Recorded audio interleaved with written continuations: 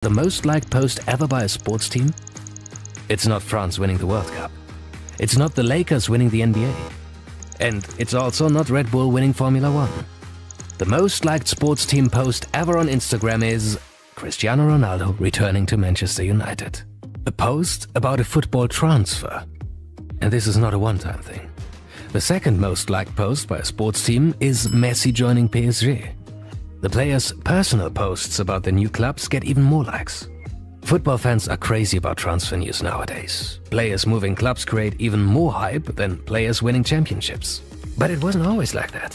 Transfer news is a relatively new category of sports journalism. So how can we find out more about it? When you Google transfer journalist, it suggests this guy. So let's just ask him. Hi guys, this is Fabrizio Romano. Welcome to Athletic Interest, and here we go.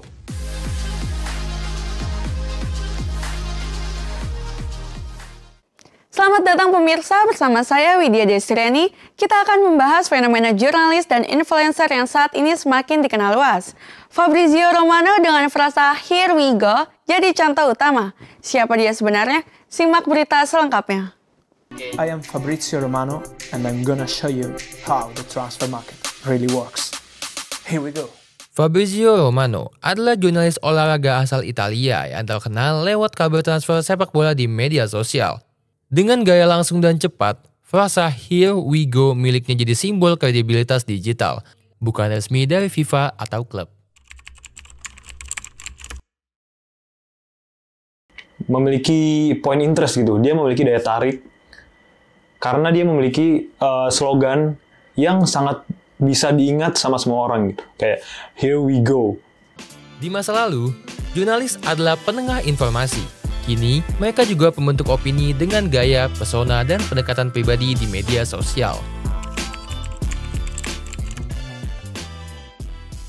Itu cukup bisa menjadi salah satu umpan ya, atau bahkan bumerang bagi kita sendiri, karena informasi yang diberikan itu belum tentu akurat, dan bahkan orang-orang tuh biasanya males untuk menyaring informasi yang didapat dari media sosial gitu, di era digital ini sih.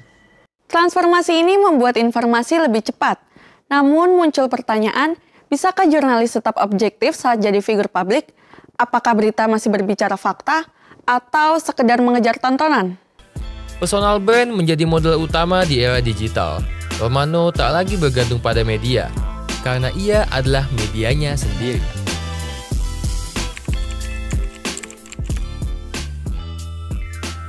Ya, personal branding sendiri itu mulai masuk ke ranah media digital tuh pada tahun 2010, yang dimana pada saat itu tuh jurnalistik sendiri itu tuh udah mulai coba masuk ke media sosial, karena ranah media sosial buat jurnalistik sendiri itu terbuka dengan ada aksen-aksen fitur media sosial seperti Instagram, ada juga dulu tuh masih Twitter. Itu tuh ngebuat para si jurnalistik ini tuh mencoba memberanikan diri untuk masuk ke ranah media sosial. Jadi pada tahun 2010 sebenarnya, lebih tepatnya di atas 2010. Kekuatannya ada pada konsistensi, kecepatan, dan kepercayaan. Namun, saat individu lebih dipercaya dari proses verifikasi, muncul ketimpangan antara popularitas dan akurasi. Publik kini turut bicara. Setiap unggahan Romano langsung picu reaksi dari meme hingga komentar. Viralitas jadi bagian cerita, dan disinilah batas jurnalis dan influencer mulai menipis.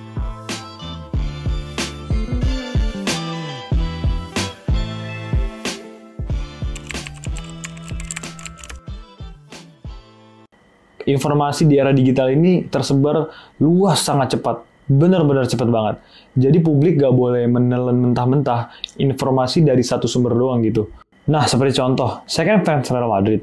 Tiap kali saya mendengar berita tentang Kylian Mbappe yang mau pindah ke klub lain, saya nggak bisa langsung percaya. Saya pasti mencari tahu dulu dari berbagai sumber yang jauh lebih akurat, baru saya percaya. Melihat pola ini, media besar mulai beradaptasi dengan merekrut jurnalis muda berskill multiplatform. Mereka tak hanya meliput berita, tapi juga mahir bicara di kamera, membuat konten, dan berinteraksi di media sosial. Literasi digital adalah kunci utama abad ini untuk membedakan opini, fakta, dan promosi. Di era media yang cair, publik bukan hanya penonton, tapi juga kurator informasi.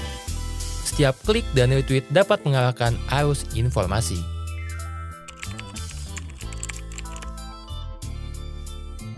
Yang pertama tuh ada di situs FIFA, 433, Sky Sport, dan juga Transfer Market.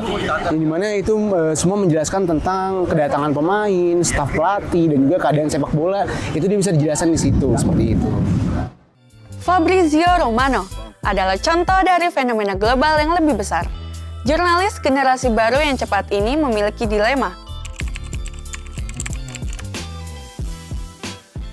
Telusuri klarifikasi resmi, yaitu setiap media itu punya unsurnya adalah FIFA. Dan kalau kita berbicara tentang hoax atau tidak, sebelum media itu menyampaikan, FIFA itu sudah menyampaikan, dan media itu hanya membantu menyiarkan apa yang diberitahu oleh FIFA tentang keberlangsungan apa isi berita dalam konten tersebut, seperti itu. Sebagai audiens, kita harus tetap kritis, karena kebenaran tidak selalu datang dari yang paling update. Saya Widya Desriani, sampai jumpa.